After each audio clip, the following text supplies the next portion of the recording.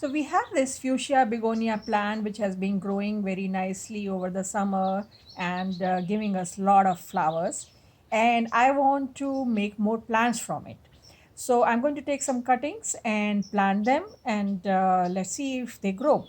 So the best time to do this is in spring when the temperatures are moderate and it's not too hot, not too dry, because the plants are growing at that time, so the cuttings will grow, and because of the temperatures they'll have perfect conditions.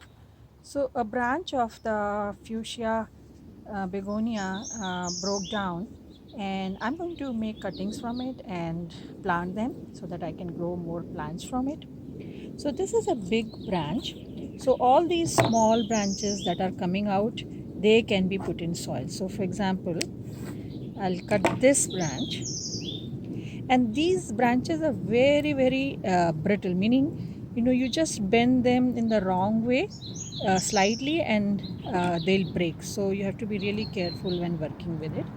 So I'm going to just remove all the leaves from the bottom and leave maybe a few leaves on the top. So like this one is ready, then I can use you can take the next one and again cut off all the leaves from the bottom. And you see how it has these nubs or nodes. These are the places from where the leaves grow and potentially the roots grow. So you have to just make sure that in your cutting you have a few of those, because they should go inside the soil and they'll develop roots, and some of the nodes should stay above the soil so that leaves grow from there. So this way I'm just going to make a few more cuttings. So you can have around 3 to 4 inches tall cuttings. So again, this one is fine, and this one. So basically the idea is that leaves require a lot of energy. So you don't want to leave too many leaves on the cutting, because there are no roots to support the leaves. So you minimize the energy consumption by removing most of the leaves, and you want to leave some leaves on so that photosynthesis keeps on happening and the leaves keep producing energy for the cutting. So normally I will dip these cuttings in rooting hormone and then plant them. But I have seen that these fuchsia begonia, they are so easy to grow. You don't need to dip them in rooting hormone at all. You just take some soil in which you have a lot of coco peat and some compost and some perlite. So perlite is for drainage, compost is for nutrition, and coco peat is to keep it moist. So you want to make sure that there is a lot of coco peat in it, because um, these planters are small and they need to for the cuttings to grow roots, they should stay warm and moist. So to keep the moisture, if you have coco peat and once you have watered it, it will stay moist for a long time, so you don't need to water it too often. So that's the reason that you want to have a lot of coco peat in your cutting rooting medium. And then just make a hole in this and just make sure that a few of the nodes go inside, and just put it in.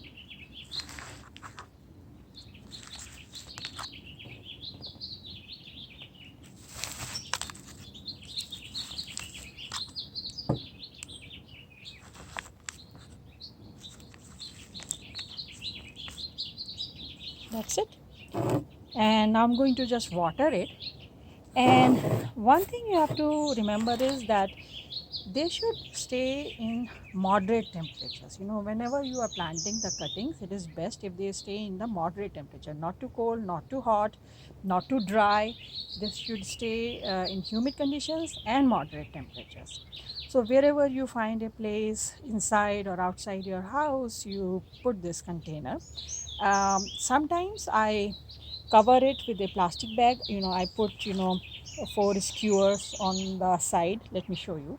So, I have these four wooden skewers. I'll put them on the side like this, and then I'll put a perforated plastic bag on top of it, so that whatever water is being evaporated, it kind of stays inside this plastic bag, and the cuttings stay a little bit in humid conditions. But after a couple of weeks, you should remove it and let the air flow freely. That way, that's the best way to grow these cuttings. They should stay in indirect sunlight, meaning no direct sunlight but lot of light, so that the photosynthesis is happening, and the rooting medium should stay moist, and the conditions around these cuttings should be humid, whichever way you want to do. Then, you know, just wait for a couple of months and it should start to root. So I have already done this, and I'll show you how it looks like. It's been about 6 weeks, and I'll show you.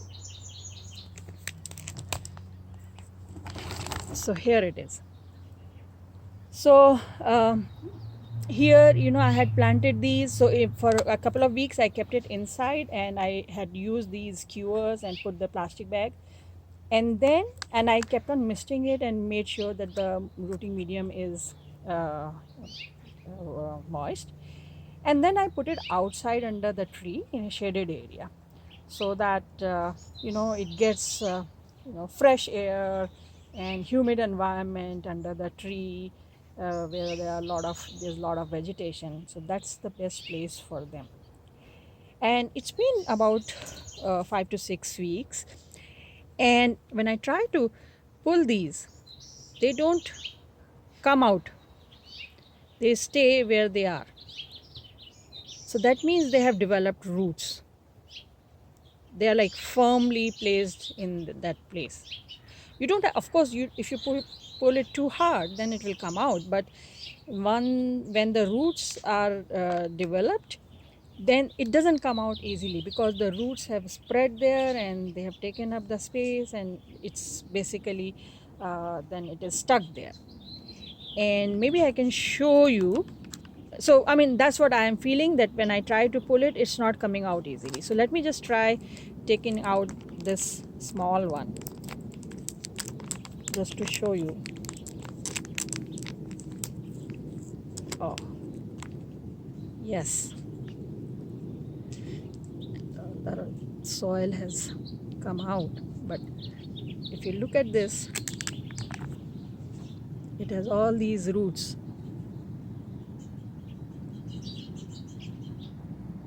and all of them are like this. They are not pulling out easily, so that means all of them have grown roots like this one. So basically, whenever you are trying to make plants from cuttings, you have to be a little patient. They take time. So even if you feel that on the top it's all dried up and everything, don't pull it out yet. Just wait, let it be there. Even if it is dried out, just make sure that the soil stays moist and it gets indirect sunlight and fresh air and humid conditions. And then if in 6 months nothing happens, then you can dig it out. But most of the times I become impatient and I'll just pull it out and then realize that, oh, it had roots. So on the top it was looking as if it had nothing, but it did have roots. So you have to be really patient with it. So number one, take the cuttings which are about 3 to 4 inches in length, and they have a few nodes each. Some of the nodes should go inside the soil, some of the nodes should stay on top of the soil. The rooting medium should have a lot of coco peat so that it stays moist all the time.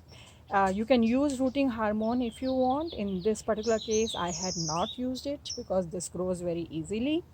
Then keep the rooting medium moist all the time. And in the beginning, cover it with a plastic bag or something, not tightly but loosely, so that a lot of humidity around the cuttings. But later on, just move it to an area where it gets indirect sunlight and it stays humid and the soil is moist. And then, last but not the least, be patient and don't give up on it. And maybe, when 3, 4, 5, 6 months have passed, only then dig it up if you don't see any activity on the top. So I hope this video was useful to you. If you have any questions, leave a comment and I'll try to answer as soon as possible. If you like this video, press the like button and subscribe to our channel, and I'll see you next time. Happy gardening. Bye.